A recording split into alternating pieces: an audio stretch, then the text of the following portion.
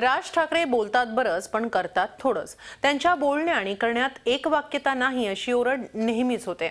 आमची पुढची बातमी हा त्याचाच नमुना। सध्या मी अशा एका वळणावर उभा आहे ज्याचा डाव्या बाजूचा रस्ता हा मनसे अध्यक्ष राज ठाकरे यांचा महत्त्वाकांक्षी प्रकल्प असणाऱ्या गोदा पार्कच्या दिशेने जातो, जिथे सध्या जोमानं काम सुरू आहे आणि राज ठाकरे यांचे अनेक वेळा दौरेही झाले आहेत। मात्र याच वळणावरचा उजव्या बाजूचा रस्ता हा नाशिक महानगरपालिकेनं उभारलेल्या प्रबोधनकार ठाकरे यांच्या उद्यानाच्या दिशेने जातो, जिथे अद्याप राज ठाकरे यांचे पाय लागलेले नाहीयेत। नाशिकची ओळख गार्डन सिटी म्हणून करण्याचा मनोदय राज ठाकरे यांनी व्यक्त केलाय।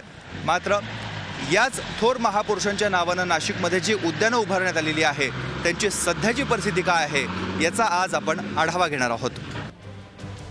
याच वळणावरून प्रबोधनकार ठाकरे उद्यानाच्या दिशेनं पुढे गेल्यावर धुळीनं माखलेला आणि जवळपास अडगळीत पडलेला उद्यानाचा दिशादर्शक फलक दिसतो आणि तिथंच उद्यानाच्या स्थितीची कल्पना येते।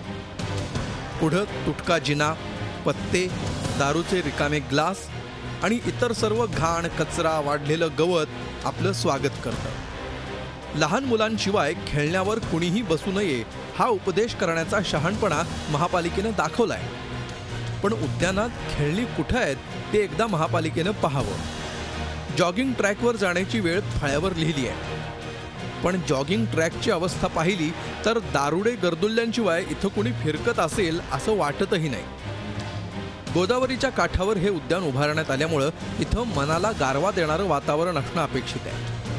मात्र पानवेली गोदावरी प्रदूषित आणि विद्रूप करण्याचं काम चोख करतायत। याच गोदावरी काठावर असणारं कविश्रेष्ठ कुसुमाग्रज आणि वसंत कानेटकर उद्यानही अशीच दुर्लक्षित आणि बकाल झाली आहे। ज्या उत्तुंग व्यक्तिमत्वांच्या नावावर आज जी उद्यानं अस्तित्वात आहेत, उदाहरणच द्यायचं झालं तर आमच्यासारख्या पुरोगामी कार्यकर्त्यांच्या बाबतीमध्ये प्रबोधनकार ठाकरे हे आमच्यासाठी आदर्शवत असं व्यक्तिमत्व आहे। त्यांच्या नावाने सुद्धा आज नाशिकमध्ये उद्यान आहे आणि त्यांचा वारसा सांगत सत्ता संपादण्याचं कार्य शिवसेनेने आणि मनसेनेही केलेलं आहे। नाशिक नगरीमध्ये सुद्धा शिवसेनेचे काही कमी नगरसेवक नाहीत आणि मनसे तर आज सत्ता पक्ष आहे।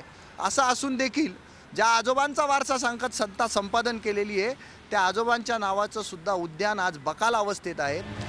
नाशिक महापालिकेनं आजपर्यंत जवळपास 450 उद्यानं विकसित केली आहेत। मात्र तुटकी खेळणी, घाण, कचरा, दारूच्या बाटल्याच या उद्यानांच्या खुणा सांगतायत। उद्यानाची देखभाल करणं कठीण जात असल्यामुळे मनसेच्या पहिल्या महापौरांनी उद्यानाच्या जागेवर क्रीडांगण उभारण्याचा निर्णय घेतलाय। आता राजसाहेबांच्या घोषणेनं पदाधिकाऱ्यांची चांगलीच दमछाक होतीये। महापालिकेच्या नाही तर खासगी विकासकांच्या माध्यमातून शहरातले बगीचे विकसित करण्याच्या तयारीत मनसेचे शिलेदार दिसतायत। ही महापालिकेच्या ताब्यात असलेले उद्यान आहे, त्याची देखभाल चांगल्या पद्धतीने होत नाही।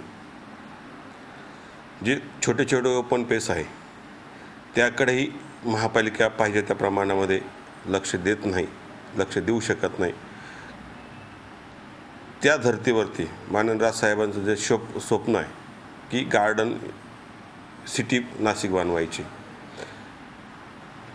जे भूखंड आहे, जे गार्डन आहेत ते प्रायोगिक तत्त्व, ते प्रायोजकांच्या मार्फत ते विकसित करण्याचा त्यांचा मानस आहे। 8 दिवसांपूर्वीच नाशिक मुक्कामी असणाऱ्या राज ठाकरेंनी मुलगा अमितलाही आपल्या महत्त्वाकांक्षी गोदा पार्क प्रकल्पाची सफर घडवून आणली। डिसेंबर महिन्यात पुन्हा नाशिकमध्ये येऊन कामाचा आढावा घेणार असल्याचं आश्वासन आयुक्तांना दिलं। मात्र केवळ भांडवलदारांच्या घशात नाशिकचं वैभव घालण्यापेक्षा राज यांनी आपला जिव्हाळा फक्त गोदा पार्क पुरताच मर्यादित ठेवू नये। आधी शहरातली उद्यानं सुधारावीत तर नाशिकची ओळख गार्डन सिटी म्हणून होईल। या उद्यानांना गरज आहे ती राजाश्रयाची। मुकुल कुलकर्णी, झी मीडिया, नाशिक। झी 24 तास रहा एक पाऊल पुढे।